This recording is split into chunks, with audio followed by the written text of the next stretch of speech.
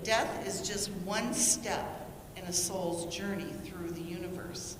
We can see how that they would not be in total agreement for all of us here. Some believe this is a life that's a process that ends at the time of death, and others believe we are in a journey, taking our soul with us, and still others believe that our soul moves on independently of our body at the time of death. I'm going to pause here because I heard a phrase the other day that don't take too strong of offense to it, but it is a little bit, it's thought-provoking.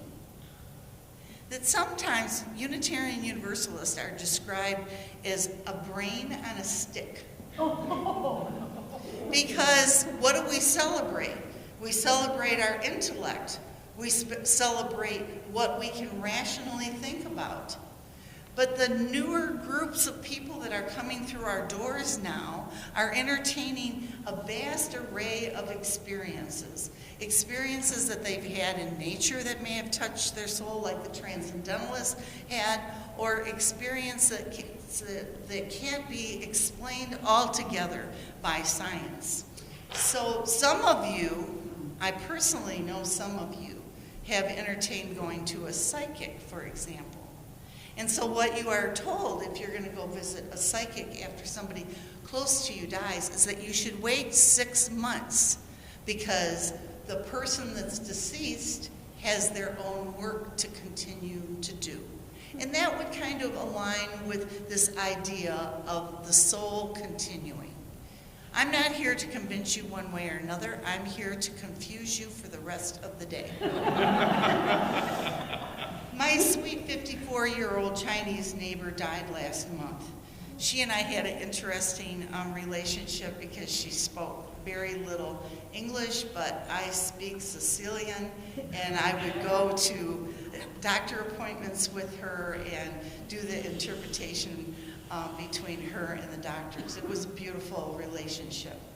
The Chinese believe that the soul stays with the body for 40 days before joining in that karmic reincarnation process.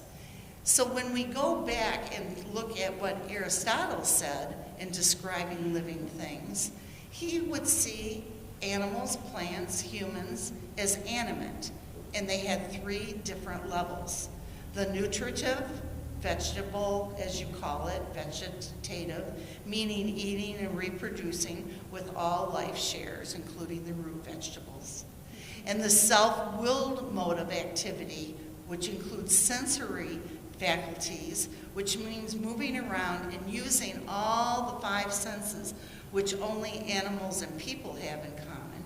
And then reason, rational faculty, which humans alone possess.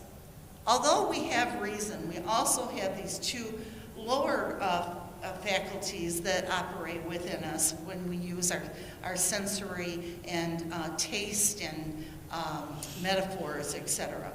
So we would like to attempt, as Unitarian Universalist or any good healthy human, to have a balance in that world of reason and that world of emotion or sensory emotion. And so if we divide ourselves into 2 camps and use emotion as the rule, that'll be a very, very toxic and exhausting life.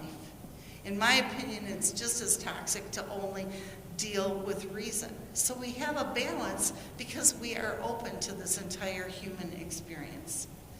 Aristotle distinguished 2 intellectual virtues, which was called wisdom, Sophia wisdom, and Sophia was the feminine side of God before the patriarchy got a hold and erased all of that, translated to theoretical wisdom. It's a combination of the ability to discern reality and have a type of logic that can build up that knowledge and then be teachable.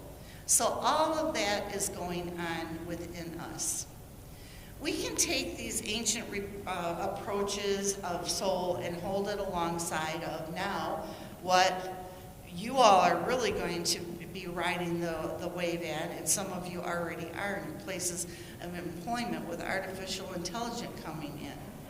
artificial intelligence collective thought that the concept of one soul experiencing things differently than others means that even though all individuals, some theories say that all individuals have this one soul. Interesting, Ralph Waldo Emerson referred to the oversoul, right? So this one soul, but they experience it differently because your karmic baggage, your perspective is vastly different and has different interpretations, different reactions to the same situations, essentially making each soul perceive the world in a very distinct way, even when encountering similar events. Many of our Christian friends, and I think the many scholars, ground their thinking of soul from biblical teachings that there's some kind of soul that can survive the death of the body. The problem is that this view has come under increasing assault in the public square among our scientific friends. The idea that there's consciousness, according to neuroscience, has been proven to be nothing but certain. It's a certain kind of electrical, chemical activities in the brain. Not only is consciousness physical, but the bearer of consciousness, or the possessor of the consciousness, is physical, and that namely resides in the brain. And so you can go to the psychic, or you can go to the scientist, or you can be open to information from both. In a book by former Catholic monk and current psychotherapist Thomas More, encouraged another view of the soul and care of the soul, in which More begins to build his own definition of what this word soul should point toward. Soul is not a thing, but it's a quality or a dimension of experiencing life in ourselves. It has nothing to do with depth, value, relatedness, heart. Oh, it actually has to do with all of that, sorry. Depth, value, relatedness, heart, and personal substance. He did not use the word here as an object of religious belief or as something to do with immortality, but it's an experience that involves many aspects of what you carry as a human being, complicated and amazing as you are. So how does anyone confront evil? How do you bear grief? How, indeed, had we not our souls to teach us to endure? There are things on earth that can't be seen, not with the naked eye, not with microscopes, not binoculars, not any lens, like love, like hate, like name all the emotions that you can. And I'm trying to think of that little movie again. Anyway, In and Out. See In and Out. I've advertised this here before, I think. It's an animation, but it takes you through the complexities of who we are internally. So here we are talking about soul, something that teaches us to endure. It's part of our courage. We collectively are facing certain uncertainties in time. And so Carl Jung gives us this idea that we must connect with action in the world in an essential way. An essential way. A week ago, yesterday, I saw many of you at the march. You were collectively using your energy to make a statement in a creative and a collective way. For some of you, that's your justice work. For some of you, it's your soul work. For some of you, it's both. So back to our friend Thomas Merton has an idea for us. So we're going to look metaphorically and make a shift into music. He replicated his physical experience of building a primitive stone tower and a dwelling to himself. He actually made a stone tower. How would you and what would you add if you were making a stone tower to make it your place of rest, your place for reflection or rejuvenation? How would you visit this metaphorical tower that gives you strength and replenishment for your personal spirituality? Just as Young chiseled, it was Carl Jung that did this, I'm sorry. He chiseled names of all of his ancestors in the courtyard of this tower. You might add musical additions to enhance your tower's appeal. I know for many of us, years ago, we'd say if we went to visit a Unitarian Universalist, we would know them so much better if we visited their homes because we'd see the books on their bookshelves and what had informed them as a person. What is the music that has informed your life? He painted dream images on the wall. You could add music that speaks to your soul, replenishes your tired and worn self. For some of you that have Alexa, what is Alexa, please play. I think I say Regina Spektor and Jack Johnson most often. It's just, what is the comfort music? The outward work and the inward work that is manifested by reading and writing he did inside that tower were all one. The music that you would hear in your tower or from your personal playlist can bring together your outward and your inward work. If you don't know what this is, outward and inward work, it's not too late to start the inward work. There is so much going on inside of you. The soul feeds on the life around it. To the soul, the ordinary is sacred, and the everyday is the primary source of religion, binding together what you believe is the highest. So, what would be on your Spotify list? What music speaks to your soul? Some of you would lean toward jazz, some 1800s classical, 1980, 2025. Maybe you'd add Pink Pony Club, Chappell Roan. I finally learned how to say it right. If you have an 18-year-old living with you, you will stay cool for longer. Maybe you'll add Taylor Swift to your Beethoven's fifth menu of magical music. Mine would include Hildegard de Bingen, Gene Pitney, Only Love Can Bring God, Moody Blues, of course, Leonard Cohen, at least Hallelujah, if not more, and some Buddhist chants for good measure. One of my 18-year-old grandson's musical go-to is Alex Story. How many of you know Alex Story? From the famous band, Cancer Slug. He begins to give us a clue to universal appeal of some of these pieces, such as Alleluia, stating that the more abstract the art or the music, the more of yourself you can see in it.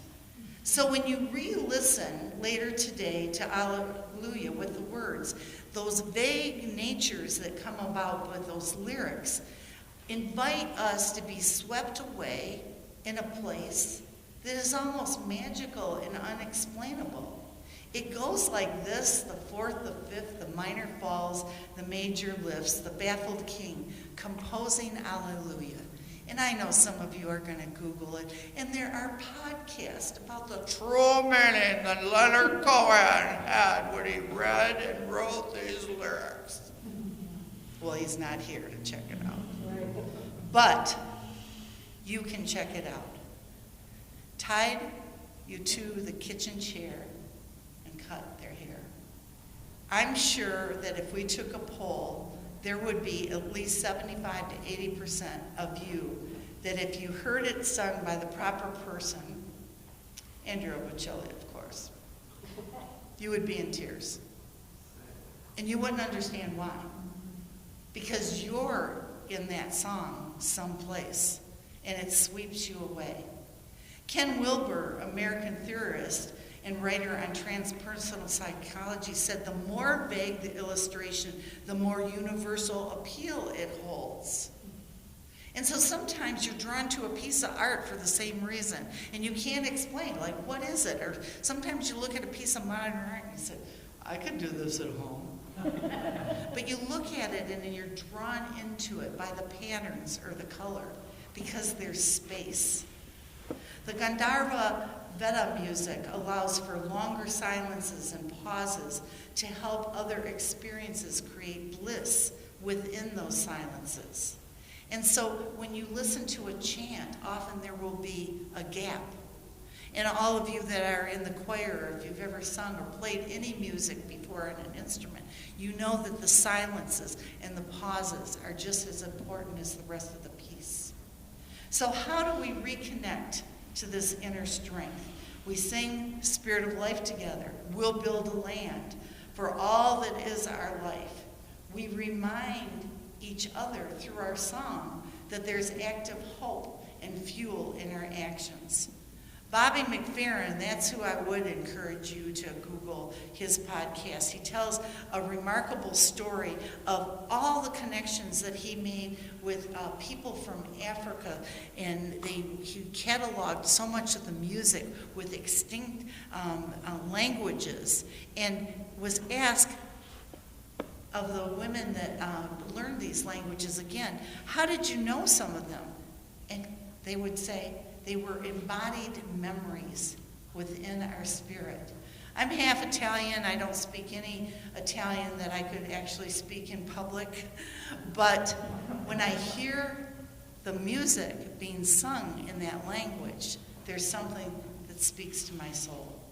So neuroscientists have measured that we discover what? Primal joy, which we need in homecoming and acts of singing together. Music allows us to lean into the space.